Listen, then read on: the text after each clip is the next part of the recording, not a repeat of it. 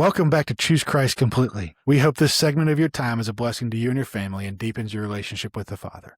I am Brandon Kegley, and we are here with Just Justin because we can't call him a title. Yeah. And we've got video for the first time. Ta-da! Yeah. Somebody finally convinced Justin to upgrade his computer. Yeah. I think it sounds like it was a mix of me, and then Justin was asking how he grows his viewership, and Jacob said video. Yeah. Brandon's been on my case about since this began. Yeah. We needed to do something. And Jacob and I, so Jacob was one of the previous ministers here. We've sent him to plant a church as a mission of the church. And so he and I have a meeting every once in a while where just a bunch of pastors get together, pray for each other, encourage one another. And so we rode together to that. It was in Roanoke, so I stopped and picked him up, and we rode together. And so I had his captivated time for Hour and a half. an hour and a half. And I could ask him, what would it take for us to really grow the podcast? Like, I want to see more people involved. I think it's doing some good things. And so his answer was video. Yeah. And so I was like, well, that's great, because I just got a budget for a computer, and now I just got to figure out how I'm spending that budget to make sure I get an actual good quality video. So we're working out the kinks, but Jacob knows this world pretty well and set us up. Yeah. Yeah. So we're going to talk about the zoo. One of the things that we always encourage people to do, if you're doing a discovery Bible study with someone, spend some time getting to know them. Like, don't just jump right into the Bible and be like, and God says. Spend some time getting to know them, learning what's going on in their life, and let what they say to you, let the Spirit guide you into the next phase of your conversation. Don't just go right into the Bible. I think the Bible is a beautiful thing, and it is alive and active, and it pierces, but also, like anything that pierces from soul to bone marrow, like it's a really it's like a weapon too. Like you gotta use it in a way which builds someone. Jesus has hammered on it here in the sermon. It's about the relationship with the person. You can't impact somebody's life without having a deeper relationship. Right. So what I'm saying is, that's why we do this at the beginning, just talking around, is because we're just getting to know each other. We're letting you know us, and we're getting to know each other a little bit more. And so I know one of the things that Brandon and I have done, both separately, but we've went to the same place. We both went to the zoo with our families in Knoxville. So, and we got to see the baby lion. You did not. We did not see the baby lion. We did not. We only saw two. Well, so was there three in there? Well, so the mom and the dad had the child. They actually had two children. One didn't make it. Oh. And then she wasn't producing enough milk, so they put it in a separate area. Maybe they had the area closed off when y'all were there. I don't know, bet they did, because we did not. I did not see a baby in that. Yeah, you had to go kind of around the corner. So they were both of the male and female were sleeping, and so we didn't spend like a ton of time there, because, I mean, I've seen a sleeping cat before, not that big, but one of probably the enclosures. Was that wood like your favorite? I don't know. Okay. We did get to see the baby gorilla, which was we've never seen one, so that was kind of interesting, just because you see how fragile even they are when they learn to walk, and they're barely kind of moving, and it's just fascinating. Yeah. So my family, our favorite was probably that gorilla's captivity. We, is that what you call it? Enclosure, not captivity. I guess we could talk about the ethical implications. We could talk about that too, but we probably should avoid that, because we won't look good in front of our audience. Yeah. But that enclosure was the one we probably spent the most time at. I mean, we probably stood there for, I know this is going to seem crazy, but getting close to an hour. Oh, geez. They were active. They were all up and moving. They were feeding them. Outside or were they in the inside? They were in the inside part, and they were feeding them food. And so all of them were moving, and the zoologist was explaining the different things that happen in the dynamics of that family and how many gorillas they had to send to other places because they've had several of them for a long time. And this male that they have now has had, I think, 2 children that they have had to send somewhere else because, either they were male or female and he wasn't going to tolerate another male, or they were female and that's probably not great for future populations. And so, man, we loved watching them. It was so much fun watching that little baby gorilla and just how it interacted with its mom and how it interacted with the other gorillas and how the mom interacted with the other gorillas. We stood there for a long time. We also stood at the chimpanzee one. Did you see that one? Wow, which one? Well, it was similar to the gorillas as far as it had an outdoor one and then an indoor enclosure as well. Near the bridges and stuff, near the tiger, or? I don't know. The one that had a younger one in it. It had a younger chimpanzee in it. I thought there was only one, not monkeys. There's one that was out there. I don't remember chimpanzees, but okay. Well, there was a younger chimpanzee, and we watched it for a while too, and it was so much fun to watch it like torture the other ones. It was like wanting to play with the water bottles. It was wanting to throw around the bowls, and you could tell the older ones were like, "Get away from us." Right. On one of the mission trips, we went out west to one of the Native American reservations. We stopped at a zoo, and I can't remember which. I think one of the ones in Nebraska, maybe. I don't remember. Anyway, they had a pretty big gorilla enclosure, and that gorilla was having fun with the people. So it would start off like 100 feet away and would race as fast as it could towards the glass and bang on it and then go back and come back.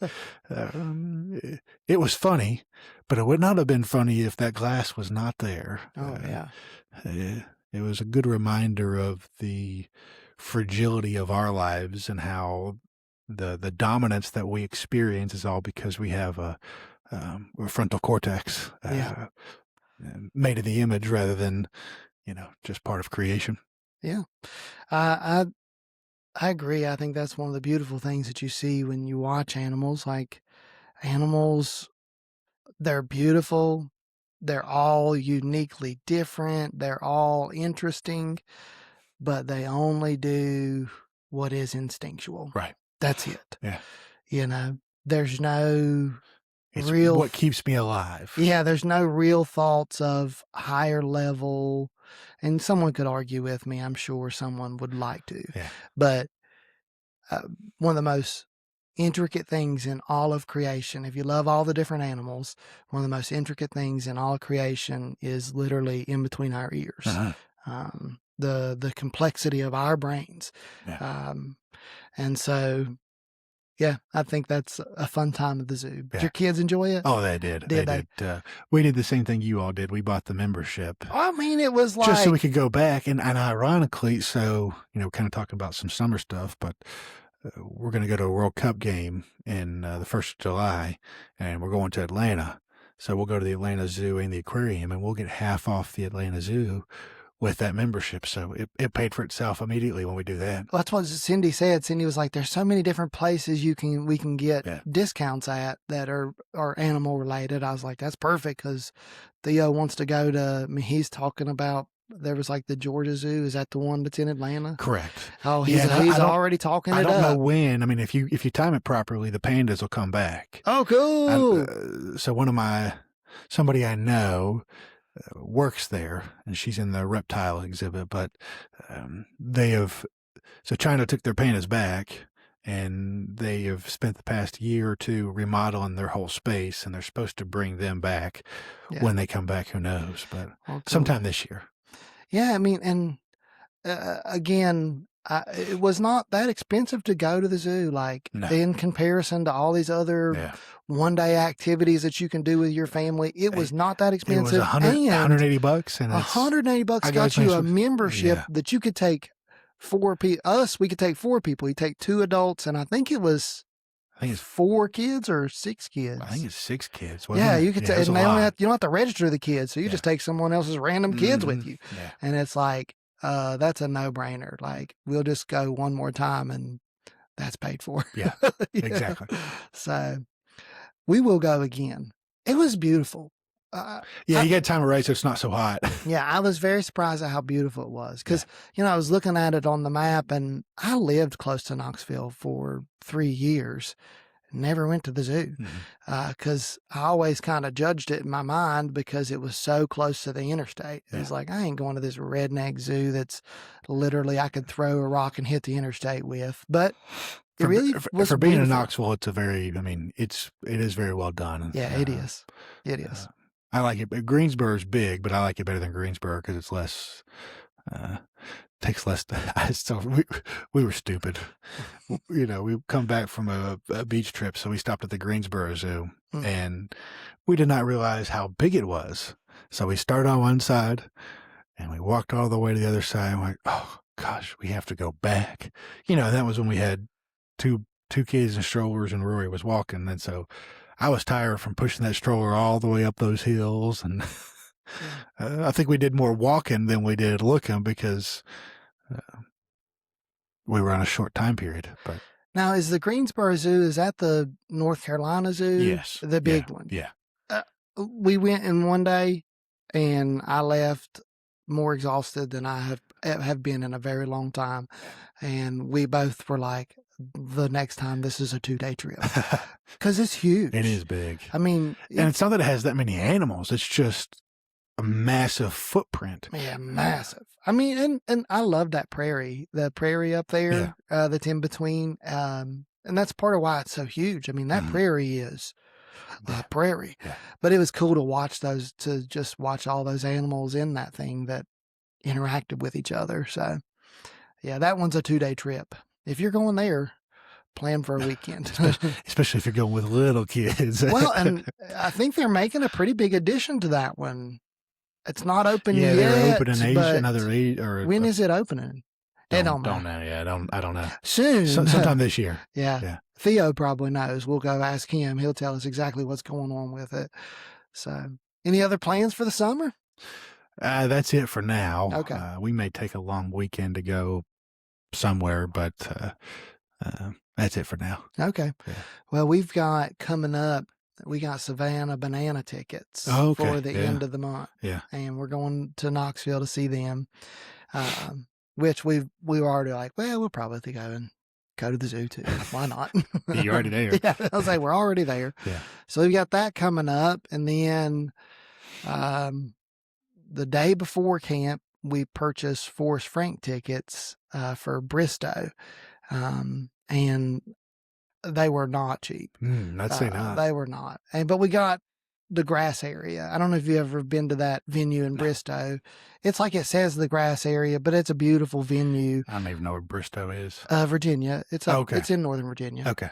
And yeah, so we bought 4 grass tickets to see Forrest Frank the day before camp. So we go there and have to come back that Sunday to work a week of camp. So then that's next thing's VBS. Next thing we're going to Myrtle Beach, and so we covered your summer pretty fast. Our summer will be over by July because we're doing it most of it in June. Yeah.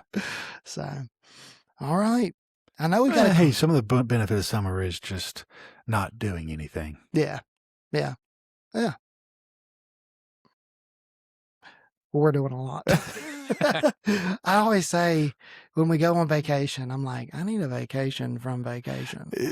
This was a lot. Yes.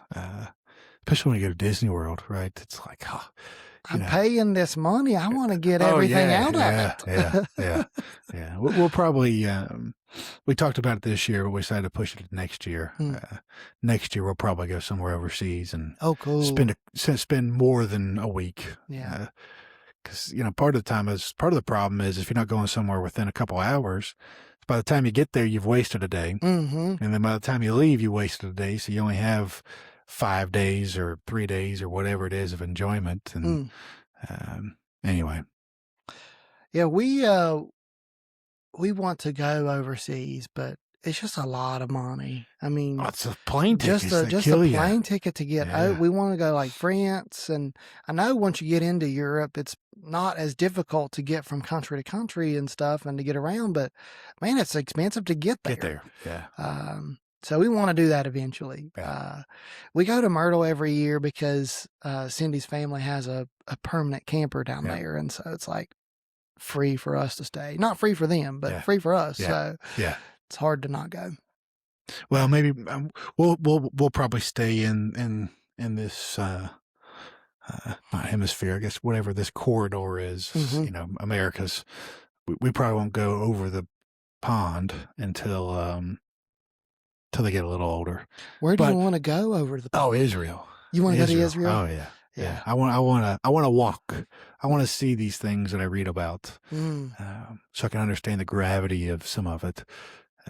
You pick up on things when you see stuff in person rather than when you're just reading about it. Or I know I've never been, so this is like advice with no experience. But one of the things I've heard about an Israel trip is you should go with a teacher. Okay. Like you should go with someone who knows the scriptures. Well, they've got several Messianic Jews who will do like the tours. Yeah. And that's the way to do it, I think, is have the person who has the cultural history, but also is doing it from a biblical lens. And if you're thinking I'm saying I'm the teacher, I'm not the teacher because I don't know anything about any of that. But I know like there's a gentleman named Marty Solomon, and his podcast, like if you listen to this podcast, you should definitely give his podcast a listen. It's called Bema, Bema. And man, he does tours, and I'd love to go with him. Yeah. So, well, maybe we'll organize a whole church one at some point. Yeah. That would sound fun. I would enjoy that. Yeah. My family wants to go to Paris, though. I know. No desire. No desire? None. No desire. None. So my kids. I always find it fascinating that the Eiffel Tower is something to go look at. Because it's just a radio tower that we have, Now, if you want to go look at the Colosseum, those sort of things, I think that's impressive because they did it without, steam engines and all this sort of stuff. But Eiffel Tower, it's just a radio tower they put up. I don't find that's it what the kids want to go you know? see is the Eiffel Tower. So you already knew that one. I want to go see the Louvre. I want to go see see, I'm not an arty guy. So, come on. I'm not a Hufflepuff. Come on. I want to go see the Mona Lisa. Yeah, no desire. You don't want to see the Mona Lisa? It doesn't do anything for me. Well, there's one in D.C. There's the Ginevra is in D.C., so you can go see her. Yeah. Okay, fine. Yeah. I have no desire to go to France for whatever reason. Okay. No, I mean, it might be cool to go see like Normandy and understand the gravity of the storming of that beach and that sort of thing. But so you go outside of that, I'll go Italy, Greece. Well, Italy and Greece would have a lot of Roman history and stuff in it. There'd be a lot of history there. Yeah. So, okay. One day my family's going to go to Paris. So, well, you could do it with the Israel trip. You're going to be out there. You might as well do it. All right. We got a question. Okay. Let's hear it's a 2-part question, and we're going to answer part A, and then we'll table part B to next week because we need to do more studying and research on it. And quite frankly, it's probably there's a lot more to it than just to fit into both these questions. So, part A.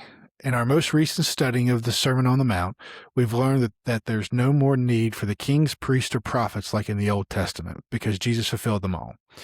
The New Testament also talks about spiritual gifts, and one of those is the gift of prophecy. Can you provide some clarity around how a prophet is different from using the gift of prophecy from the Lord and how that might look different today? And then part B is, could you talk about the different spiritual gifts and maybe briefly describe what each might look like and how/why it could be used. So what say you on part A? Well, I know this is like Justin's normal MO, but I want to pick the question apart a little bit because of language. There's a word in there that I don't like, and it's the word need. And so the person asking, I would just say, yes, Jesus fulfills those roles. He fulfills the role of king, prophet, of priest. He fulfills those roles. But then to put the word need with it is maybe not a great way to think about it. Like again, it says, Jesus said, I came not to abolish the law, to fulfill the law. And for some reason, we say that means the law's done. Right. And well, really what it meant was he came to hold it up, but also even give new direction in it. And so there's still a need for the Torah law. Again, if you don't have the Torah law, you don't understand who Jesus is. Like right. you literally cannot understand the reason why he is the priest and why that's important if you don't have the Levitical law. Right. And so I'm just being a little bit picky on that word need. We need that doesn't need to be there. What do you think? Am I being too picky? Probably not. Okay. But I think in some ways people understand what kings are and they probably understand what priests are, but what is the difference between a priest and a prophet? Yeah. So, ask the question again for me. What's the original question? Can you provide some clarity around how a prophet is different from using the gift of prophecy from the Lord? Okay, cool. And how that might look different today versus, 2,000 years ago. Very cool. All right. So if we were to draw a circle, God's at the top of the circle, people at the bottom of the circle. You draw from God to people. So that would be the role of the prophet. The prophet's role was not to tell you the future. The prophet's role was not to even really tell you things about your life. Their role was to hear from God and relay that to the people. You kind of think about Moses when you think about the prophet's role.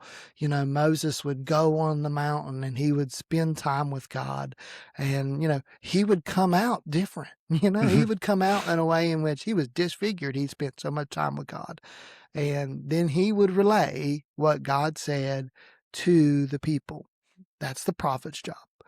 The priest's job is, if you're drawing that same circle, is to finish the circle, is to, on behalf of the people, to represent them to God. And so the priest has a lot of different roles to help make the people clean before God. They have the role of sacrifices. They have the role of ceremonial washing. They have the role of the temple or tabernacle. That is their role, and it is to represent people to God.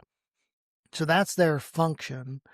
Now, do we have that in modern day times? The answer is probably not, right? Jesus is both our prophet and our high priest. He fulfills those roles. You just read the book of Hebrews and you'll find that pretty quickly. But prophecy is still a gift that God gives. Not a gift of new revelation. I would argue that if anyone gives you a new revelation, you need to draw a massive question mark, because it needs to be tested and proved and really thought through if it's something new. I don't get to say what comes from God because I don't know, but Yeah, and what you're saying here is not necessarily interpretation of the word.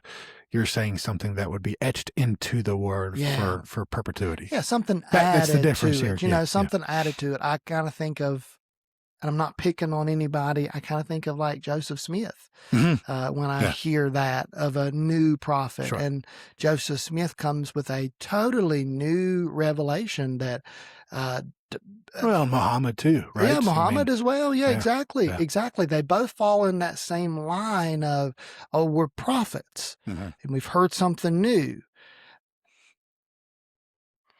And it might be that I'm wrong and I'm too naive, but I just don't think there's think there's anything to add to the prophecy of Jesus. Paul specifically cautions, I don't know which, I forgot now, but he cautions against listening to the false prophets. So essentially he's saying is don't listen to the people who try to add something on to these words. Yeah. So I guess the gift of prophecy in this particular case would just be maybe the proper interpretation of the words that we do have. Is that how you would interpret it? Can I add this a little bit too? Sure. I asked someone, because I ask people random questions when I'm preparing for sermons, just to kind of hear where someone else is at. So that, because I need framework too, because I have, whatever I have, biases and this kind of thing when I come to a sermon. I want someone else's framework. And so I always toss in little questions every once in a while, and they're random to people and catch them off guard, which is always fun. But one of the questions I asked was someone about the prophet. How would you describe the prophet and their role? And I loved, and think they were right. They said the prophet's role was to point to Jesus. And I just loved that. Yeah. And they would use circumstances, they would use future, they would use all these things to point to Jesus. And so I'm going to say the spiritual gift of prophecy that exists today in the church is the gift to hear what someone says and to take what they say and point them to Jesus. Because there is a spiritual gift of hearing something that other people don't hear. Right. And they don't perceive it. They don't, and God just gives that to certain people, that they can just hear that and they can immediately take that connection. And what I'm adding to what you said is point to Jesus through the scriptures. Yeah. Well, and I think that's the difference between what prophets used to be and what they are, what Joseph Smith is. Joseph Smith wasn't fully pointing to Jesus. He was pointing to his own works. It was my interpretation of these tablets. Muhammad the same way. So that's about the best way you could ever put a prophet. Yeah, I think so. I think that, to the person that asked, we just want to apologize. We don't have a great formed answer on the second one. It's going to take a little bit more time, and maybe because there's at least 19 different gifts talked about in the Bible.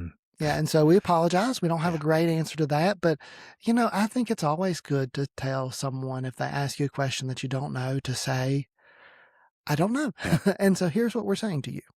I don't know. Sure. Well, it comes up all the time. If you're doing these Bible studies, somebody's going to have a question that, if you're the leader, you're not prepared for. Oh, yeah.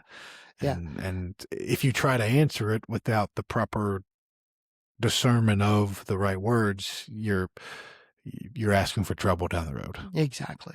Exactly. I appreciate that input.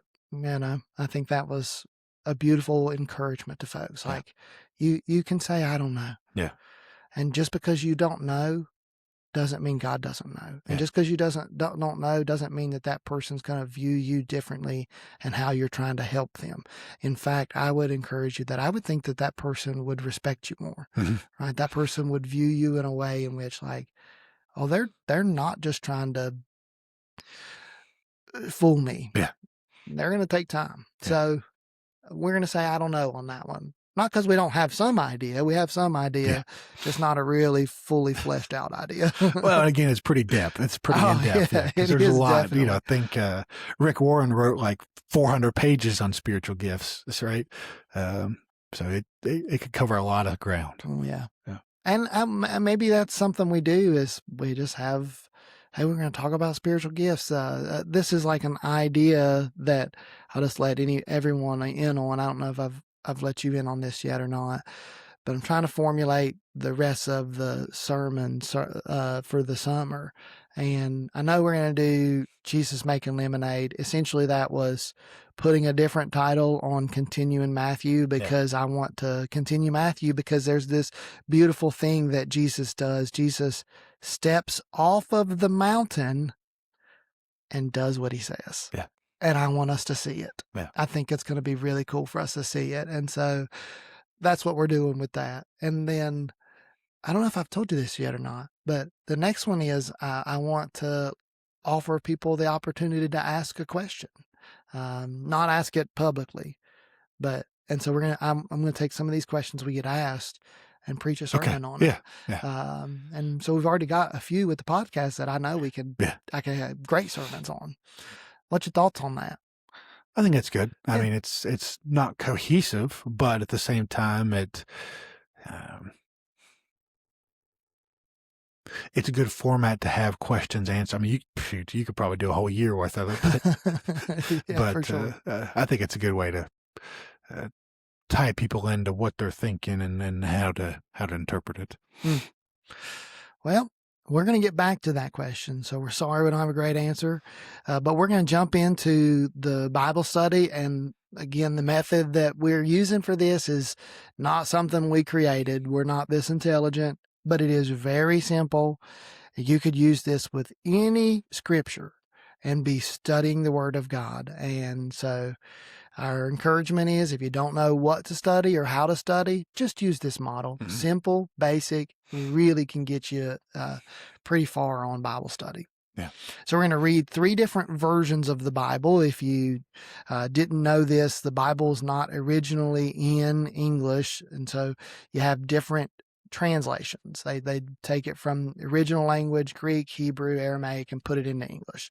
And so we want to read multiple ones so that we don't just get one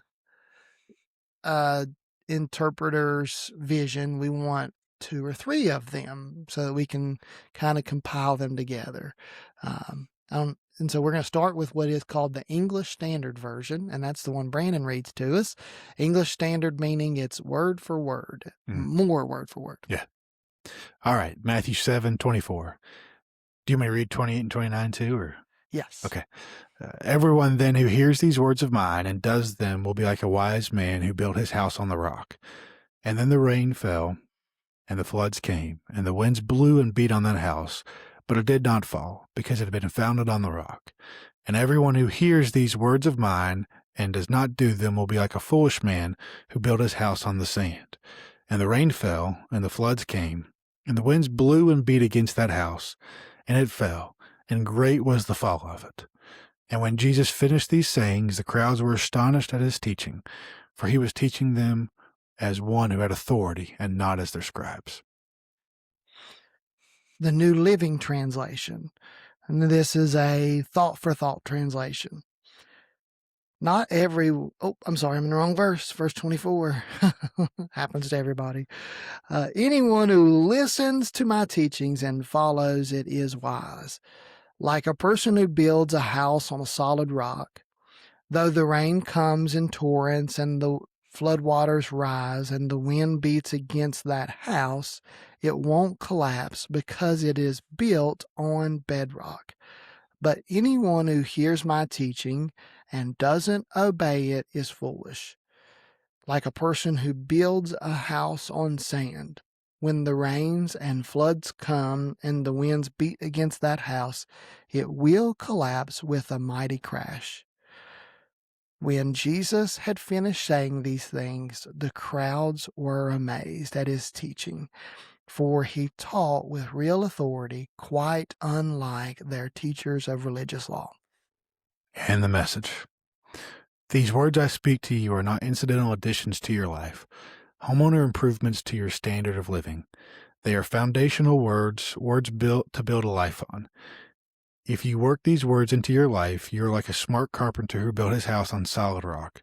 Rain poured down, the river flooded, a tornado hit, but nothing moved that house. It was fixed to the rock. But if you just use my words in Bible studies and don't work them into your life, you're like a stupid carpenter who built his house on the sandy beach. When a storm rolled in and the waves came up, it collapsed like a house of cards. When Jesus concluded his address, the crowd burst into applause. They had never heard teaching like this. It was apparent that he was living everything he was saying, quite a contrast to their religion teachers. This was the best thing they had ever heard. Yeah. There we go. Yeah. Well, message is not terrible on this one. It's really not. Yeah. In fact, you probably can tell where I got parts of my sermon yesterday. Parts of my sermon and how my sermon was steered was from the Message version. I loved that he said this isn't just a renovation. Yeah. I really thought, man, like, that's right. This isn't just a renovation. Jesus isn't just some add-on or some turning a new leaf or being a better person. That's not what he's talking about. Yeah. He's talking about going back to square one and not even us choosing to go back, but being when you come into being Christ. Intentional about going back too, right? So most of the time we pretty mean to the Message version, but this one, it really shaped yesterday's sermon a lot. Well, it's pretty good about the end there too. Quite a contrast to the religion teachers.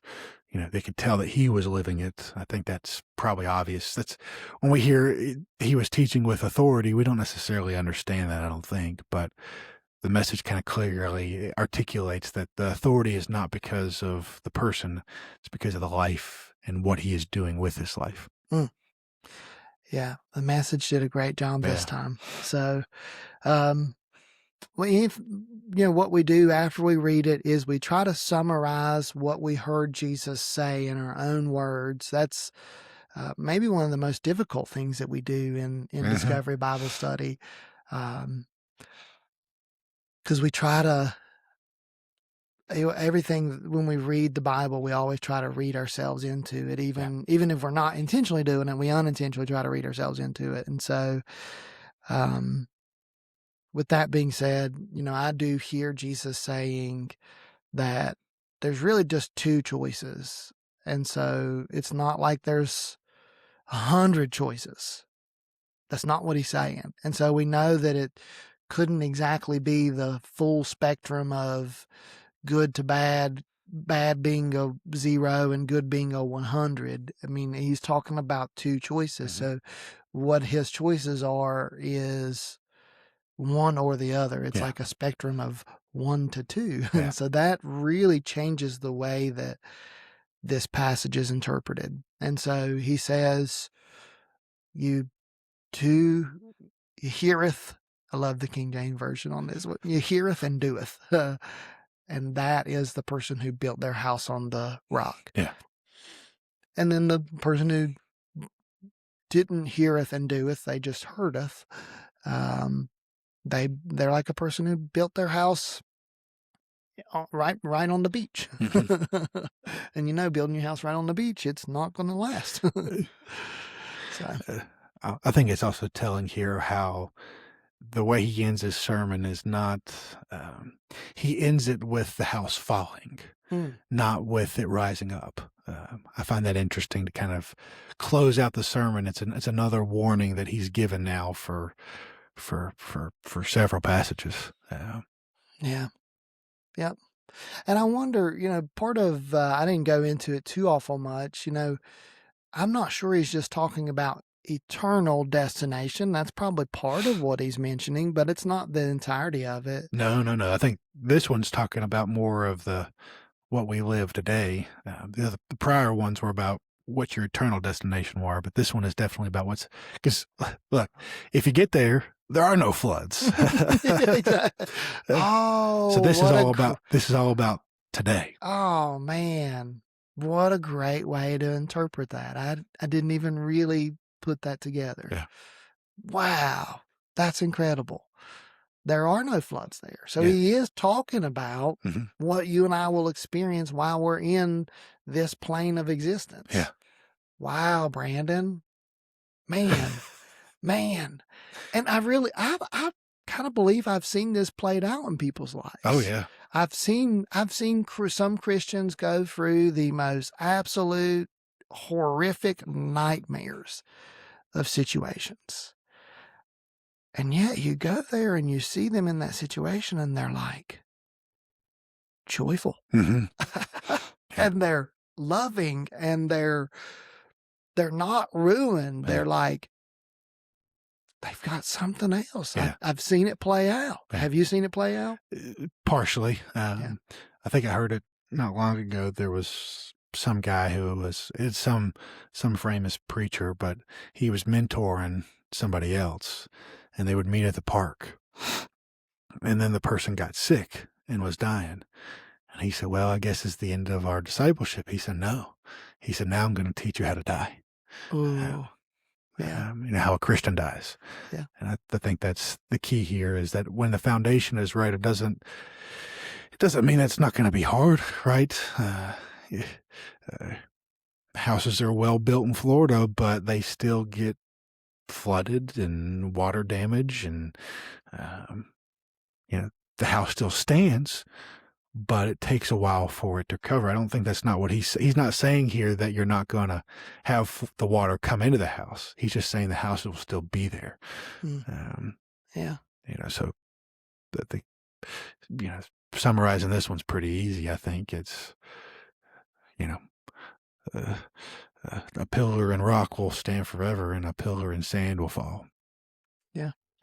I think that, again, I just want. I mean, it's like when they put the bridges in, right? Mm-hmm. They don't just lay the bridge into the seabed. They go all the way to the bedrock of the sea, and then that's how they put their concrete in. So each bridge is fixed to the earth. I've seen it happen so many times. You know, yesterday in the sermon, I used the example of a preacher that I knew that had fallen, knew the word, but you could tell their house crashed in. Yeah.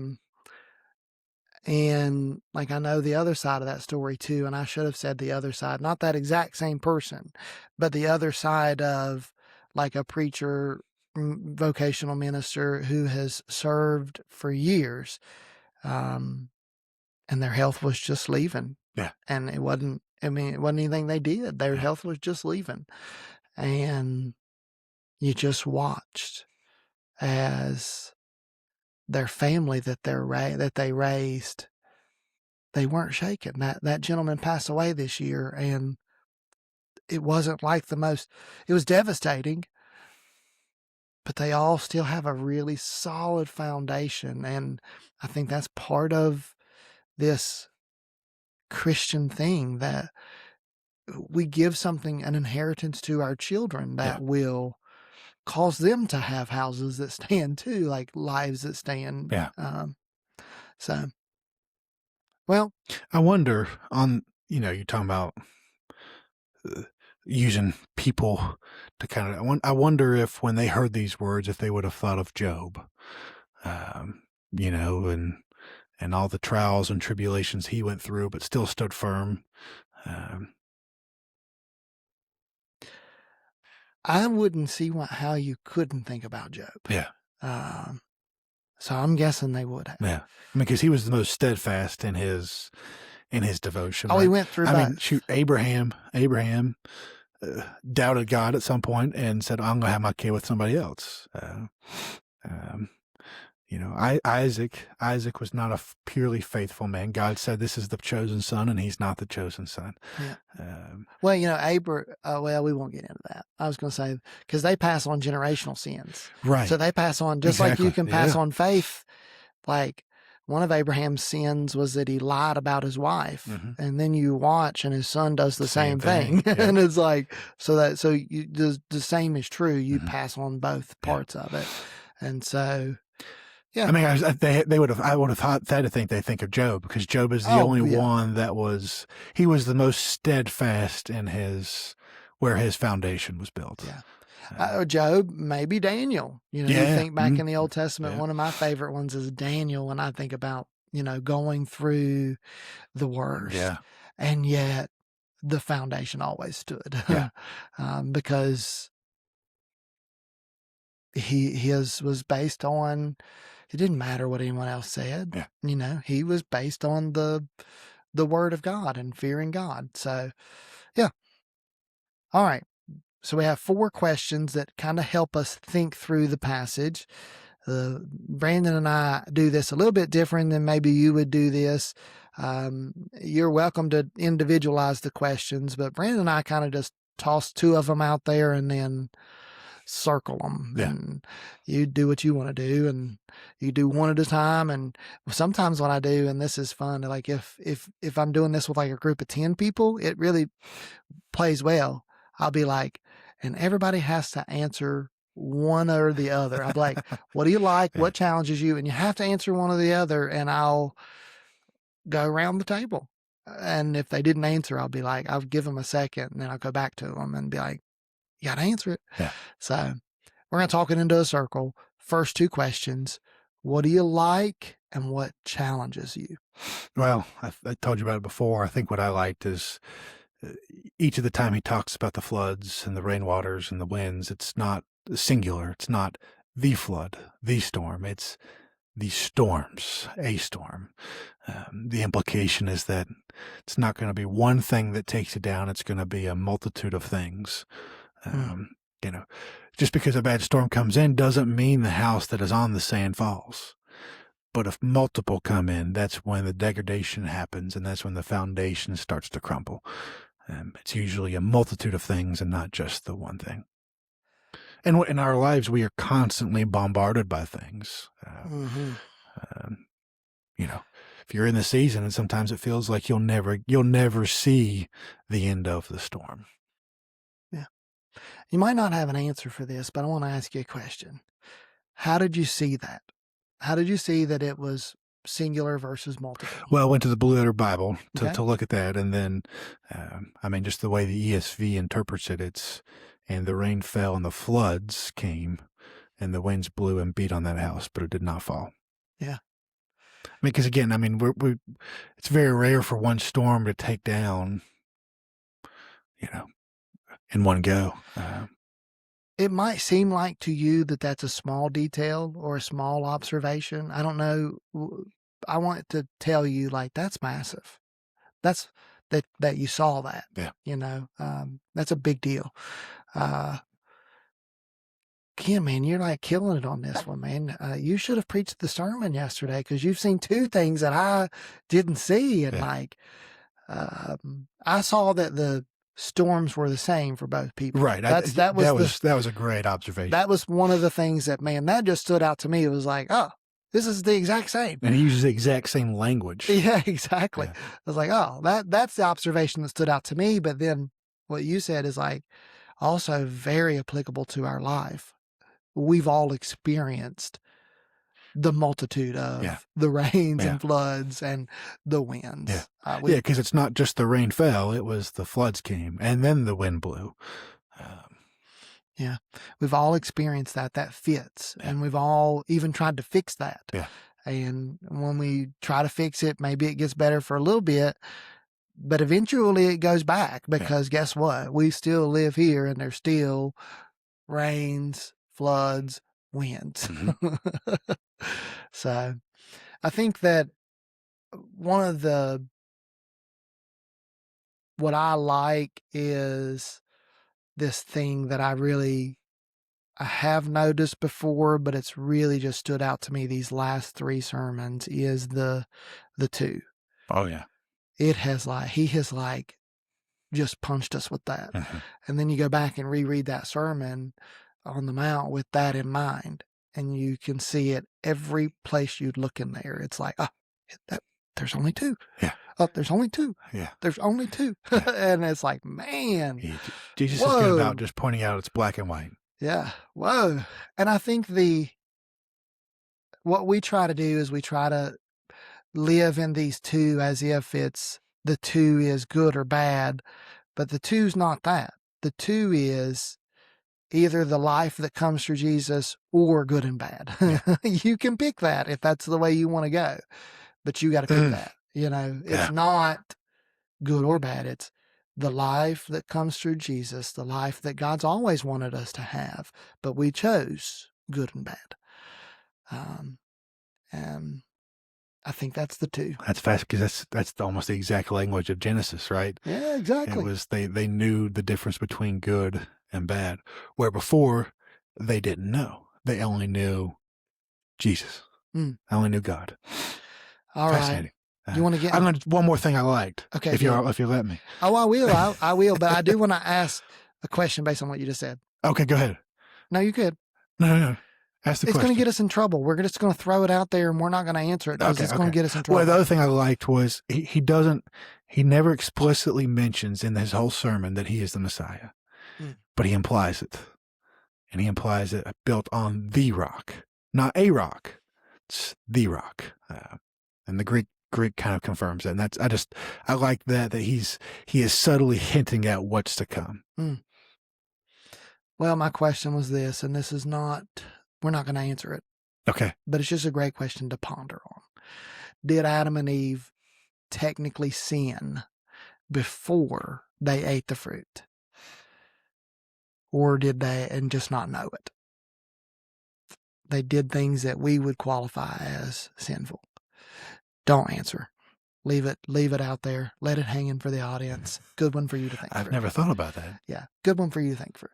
But I do want to say, that's one of the things I noticed, that the next time that the Petra is used again after the sermon is when someone points out that Jesus is the Messiah.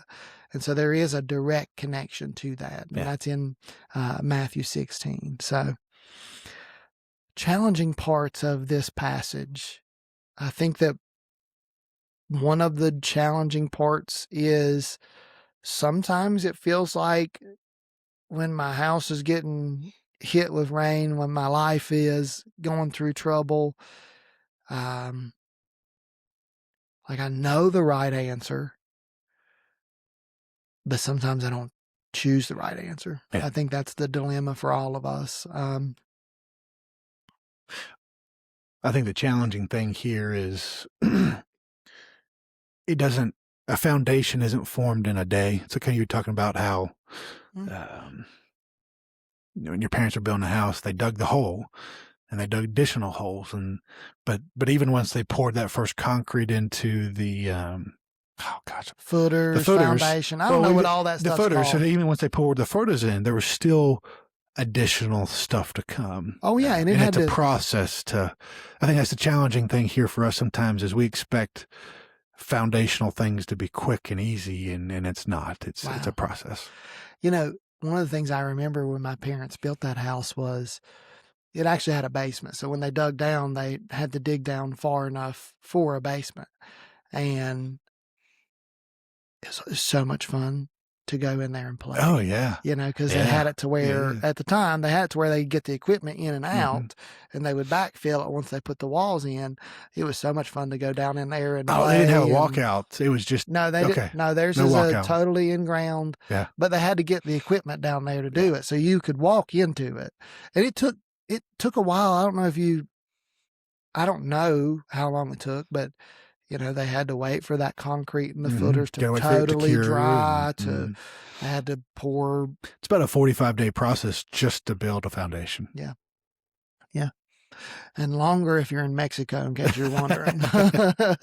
They did it they were doing stuff at the speed of money, just like any missionary organization does. They do things at the speed of what they have. Yeah. And so...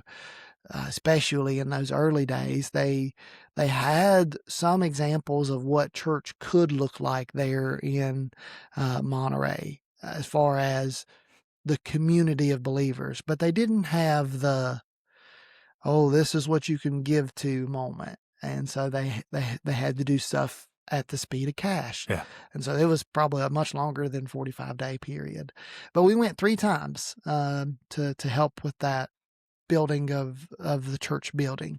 We dug the footers or parts of the footers. We went back maybe 2 years, and we helped put up the second floor. So they put up the first story, kind of made it to where it was a usable space, put a tarp up so that it would shed the water off, and they used it. Yeah. And so I think it was 2 years later, we went and we helped put the second story up. And the roof. And then someone else came and did the roof. We were just with that one. And then the third time we went, we helped dig the baptistry. They made the baptistry to where you had to walk over it as you walked into the entrance. And so it has a plexiglass thing that sits down on it. And you literally walk over the baptistry to get into the worship service. And so you have to walk out over the baptistry to leave. And I was like, man, what a cool idea. Yes, what a cool idea. Yeah. So, yeah. All right. What did you learn about God and what did you learn about people? Kind of tied to the question that which you answered to start everything. At least about God. He wants to give us, he gave the Israelites kings, priests, and prophets because it's what they needed at the time. And that's what he's doing here with Jesus, is he's given us the foundation to kind of build our life on. As opposed to some other religions where it's just like, hey, do whatever you want to do. I mean, these are the rules, but it's not a foundation it's a different foundation built. So I like that he's given us the simplicity of the choice. If that makes sense. Giving us what we need. Yeah. Yeah. That's a great way to even think about that first question we had with the prophets versus the gift of prophecy, like giving us what we need to see and understand Jesus. Yeah. Giving us what we need in that moment. And that's what prophecy is you're helping give someone else what they need in that moment through a gift of the Spirit. Wow. Yeah, I think that about people, I can't add much to what you just said, but I'm gonna go about people. I love that they noticed that he was someone who taught with authority, but it's like Matthew kind of leaves it bookended, or does like bookended. He leaves it in a way in which you're like, well, what did they do? Yeah.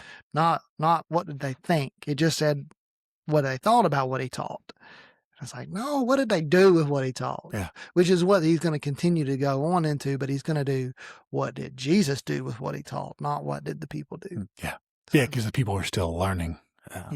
But I think people, you kind of mentioned it. We could sit here and spout and sound like we're really smart, but if our foundation is not proper, then the house might look big, but it's not. And just a little thing takes it down. All right. Well, let's close in prayer. We're going to get back to that question. And so if anybody else has any questions that you'd like to send the podcast, we've got a link in the description here. You can send us a question. You have something you want Brandon and I to pray for offline, that we're not going to tell anybody any prayer request, but if you want us to pray for something offline, just send it to us. We'd love to pray for you and know what's going on. And so there'll be a link there for that.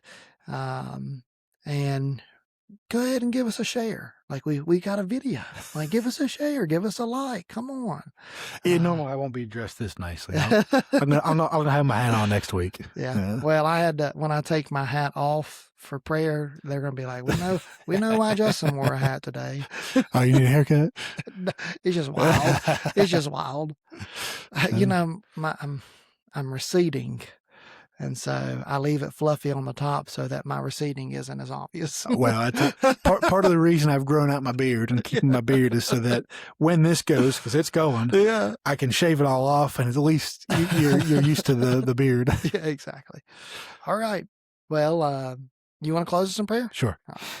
Lord, we thank you for everything you've given us. We thank you for the rain, the sunshine, and everything in between. Thank you for sending your son here so that we could have a foundation that was solid and built like anything other than before. We ask that you bless the people that are listening to this, and bless Justin and I as we try to live out these words in our lives. In your name we pray, amen. Amen. Go choose Christ completely.